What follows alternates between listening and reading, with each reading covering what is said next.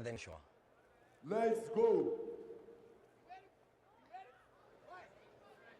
This will be a very, yeah, I was about to say very respectable thing, and it immediately starts flashing knees, but it's done in a lighthearted way, you know? Yeah, absolutely. Like you mentioned earlier, just showmanship. And this is exactly what you're looking for in, you know, at the top of the card on these hype shows where you see some big names able to, like you pointed out, freely show their high-level skills here in almost like a relaxed, serene way. And you can see some the beauty of martial arts. You're going to see it in the next 5 minutes and 22 seconds. Who's going to end up on top, Justin? $5. Oh, 5. My heart's going with Barboza. I'd love to see him blast a double. This is a really great opportunity. Hey. Yes. A great opportunity to show these guys to really actually show how good they are. Like. Yeah. And, you know, there's a lot of games and competition happening inside these grips. The forearm grip into the bicep there, the position of Shara's head. And for them to adapt to ropes instead of a cage or open mat it shows to their skill level as well. It's a completely different world being in roped and where there's corners than it is to be in the octagon. Yeah, there's that so much give, and especially ropes of this size, there's just so much flexibility in them. 1.5 minutes plus down. In a submission only, you know, 6 minutes is not a long time if you can't get down or on top or in a position. You know, really 3 minutes in, half the bout is gone, and if you aren't in position yet. Yeah, there really isn't a lot of time to jockey for a position. You just kind of have to go. But with two high-level guys, one mistake could cost you, so it's hard not to be a little bit tentative. And then it just sort of starts to amplify as you get into minute 3 and minute 4 and minute 5. They're both aware. Edson keeps changing his looks, looking down at the feet, touching the head, looking down at the feet, but he just hasn't fully committed to that double that could have cost me $5 earlier.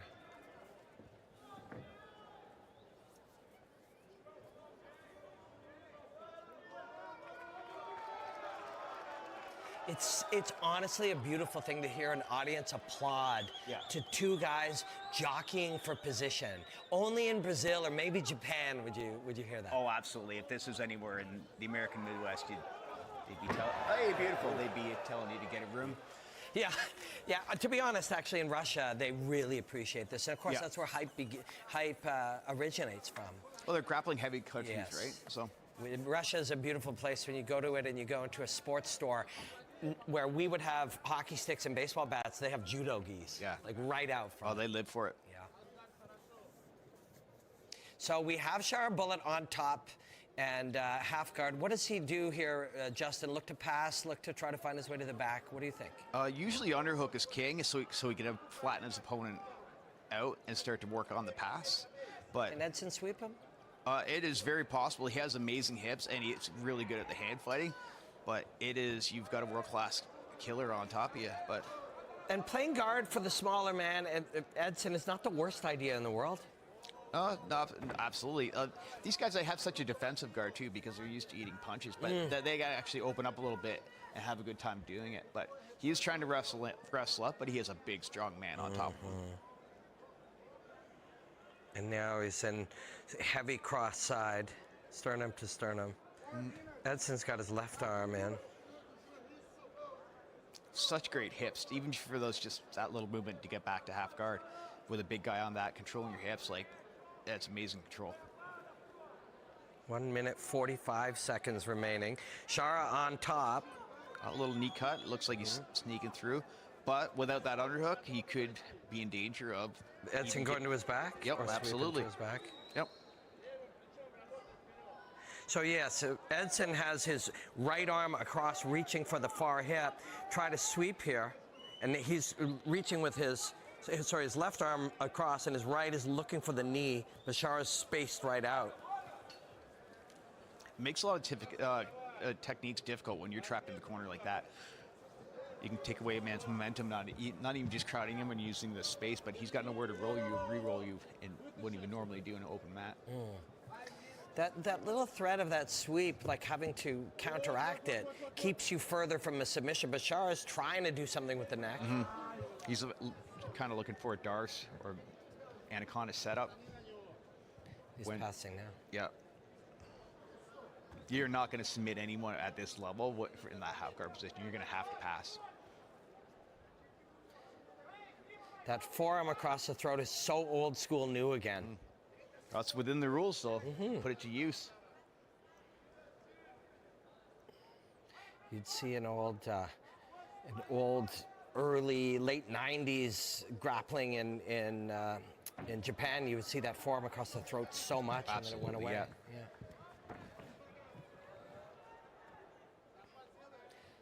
What you saw there is why Edson has so many knockouts in his career. His ability to get back to his feet and take very little damage on the ground. What a great match. What a great match. And honestly, for Edson Barboza 3 days ago on the couch, takes a high-level middleweight who has competed in this in hype before and puts on a wonderful match. Two classy martial artists. Absolutely. I'm sure people had fun watching the contest before. Yeah, and Edson's like, I can do that too. Yeah. I'm sure people had fun before seeing that, that squash contest before with flying kicks and open hand slaps. But this was honestly a thing of beauty between two high-level martial artists. Oh yeah, I think, and that for me personally, that's what it's all about. That's the entertainment in it. A good technique, but again, just having a good time. Yeah. It's a long trip for the guys who are coming from, North America or Russia. But to come out here and have a good time and be able to really show what you can do.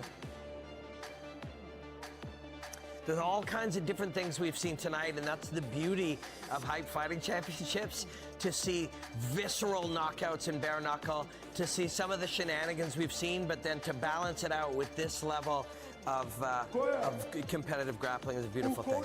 O falou que quer ver o Shara lutando mais 2 minutos. Agora.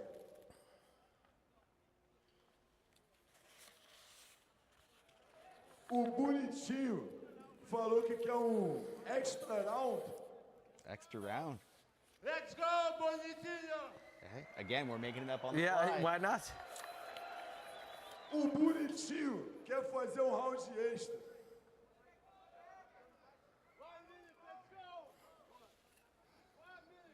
1 minute, why not? You are ready? O bonitinho falou 10 minutos. Ele não liga, ele tá pronto. 10 minutos, 20 minutos, ele tá pronto. Here in São Paulo, give me time to train and fight in 10 minutes. 1 minute, 1 minute. 1 minute. Edson. Extra round. Edson. It goes to the maturity of these guys. Yes. Right? 1 minute, Edson. Yep. They're having a good time asking for a minute, and the last two guys are treating it like it's life or death. When relax, guys, it's just. This is what sometimes you got to remind yourself, even when you're in a martial contest or hand-to-hand combat, it's still what you love, right? Yeah. It's still what you love, and that's why they're there. But Edson said, let's have a rematch in Sao Paulo when I can be prepared and be trained. And the pantomime of watching him, he was saying, I got the call 3 days ago. Yeah. And he's probably about 15 years older, too. Yeah, that's right. By judicial decision, the super grappling fight is ended by a draw. It's another beautiful thing about this show is in 2020.